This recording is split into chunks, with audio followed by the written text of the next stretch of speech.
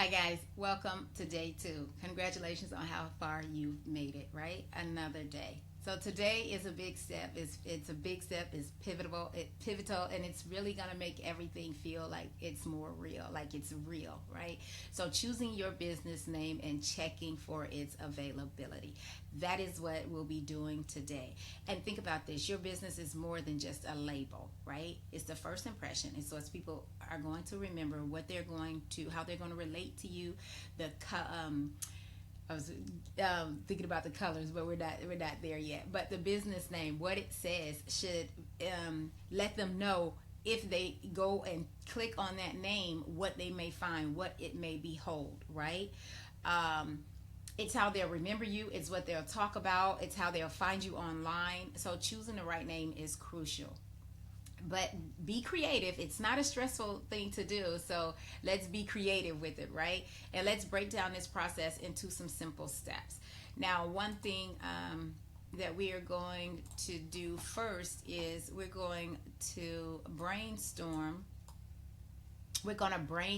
a list of names here. Okay, we're gonna don't hold anything back. Don't hold anything. Write down every single thing, right? What your business stands for. So you're going to brainstorm, and then you're going to think about its core values, right? And I'm pulling from my notes here. So what core values, here we are. What are your core values?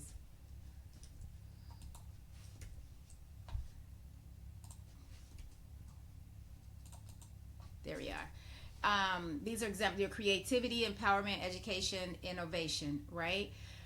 Next up, you'll think about the message that you want to convey. And these are some examples. Let me get back over here and choose another layout right quick. So the message you want to convey: helping others unlock their potential through digital content creation. These are my notes from mine, so it's going to be about digital dream business, but simplifying the process of creating and sharing content online. Empowering individuals to express their unique voice and vision, right? Because when you're creating and when it's your voice, it's who you are, it's what people are going to see, it's your vision that you're putting onto paper and sharing it with basically the world, right? Your name should reflect just that, the essence of who you are, your business, and your vision. Keep it simple, keep it memorable, and easy to spell, right? Words that are used every day or simple acronyms. And write down as many ideas as you can. Like I said, don't hold anything back, because the more you get out, the more you might combine and put them together. They might go better. You might thought this went better here and it goes better there. So this is just your chance to be as creative as you can, right? Here are some examples, and let me see here. All right, so here are some examples. Creative catalyst reflects the idea of sparking creativity and providing the tools to create, right? Empowered creations combines empowerment and education. Do you see how they played on letters here, played on the word here, right? Innovision Studio, highlights of innovation and vision. So a word combined. So that's what I say, put them together, right? Digital Dream Academy, it's capturing the educational focus. Academy, it's a learning tool, a place to learn, right? So digital dream, but it's capturing the educational focus with a dream-like aspiration. Now, when I was going through my notes and looking, I was like, wow, Digital Dream Academy, that's something that I can go into in the future, right? Content Spark, a simple, memorable name that suggests igniting content creation. How simple is that? Content Spark. So these are just a few few more here. Dreamwave Studios combines the concepts of weaving dreams into reality through digital content, and I really like that one. That's why I jumped down there. But the next thing that you are going to do is checking for availability. Once you have your list of names, the next step is to see if it's available, and you will check to see if that's on. I use GoDaddy, so I'll just stick with GoDaddy.com. But you have other sources like Google Domains, Namecheap. You get even your website that you decide. I use WordPress, and on WordPress you can they can host, and you can look for your names there as well. Different prices on different things, so check for it, because your website may say, hey, you get your domain with us, you pay 99 cents for the first year, 99 cents for the first, or it might be free when you host and get a plan on their platform, right? But ideally you want a .com. Try to stick with .com because it's most recognized and it's trusted by consumers. It's a lot out there, right? If your top choice isn't available, then look over into .org, or if it's a store, .store or shop, something like that, right? Online business like Digital Dream Business .online or Digital Dream Business .shop or something like that, right? Or add something to the end of the name like Digital Dream Business Shop.com, right? So you'll just play around with those and see what you got. So right now I'm just going to bring up a site and see what we get here. And so let us go over to GoDaddy.com, like I said.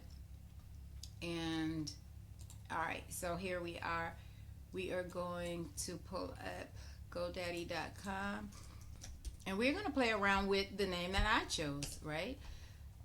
We're going to play around with that name, and simply put, here is GoDaddy. Let me open this up so we all can see.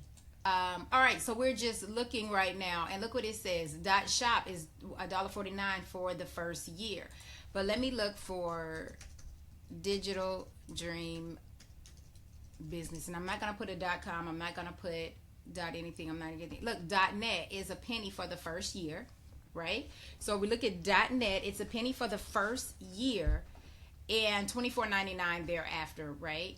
You're saving. You'll pay $49.99 today, with a 3-year registration of 33% savings. So whatever the site says for you, right? And look, and it even gives you a thing, and it says, now look, I have digitaldreambusiness.com. It says it's taken, right? But it offers, because you will get, if you have a domain name, then it simply means somebody can buy it from. They might want it. Like Beyonce went to go and try tried to buy Blue Ivy from its owner, and Blue Ivy was like, no, she wasn't selling it. It was her business, right? So I don't know what happened to that story, but it hit mainframe, like saying, hey, she wanted it, but the lady wasn't selling. So you can find information of the owners just like that, right? It also say that Dream and Digital are high value keywords. A sale price of $2,000, and look at this. Dream is worth $2,100, and Digital is worth $2,000. So that's something. So let's scroll down and see. So digital, let me see. DigitalDreamBusinesses.com is for a penny right now. Digital.co online. See, there's that DigitalDream.online, 99 cents first year. And one thing about .com is one of the cheapest as well, because once you go into the other ones, they do go up in their annual services, right? And look at here, Inc. is $1,000 for the first year, and then roughly at $4,000 for every year thereafter, right? And these people have these websites, and they are selling them. These are for sale. So we have .biz.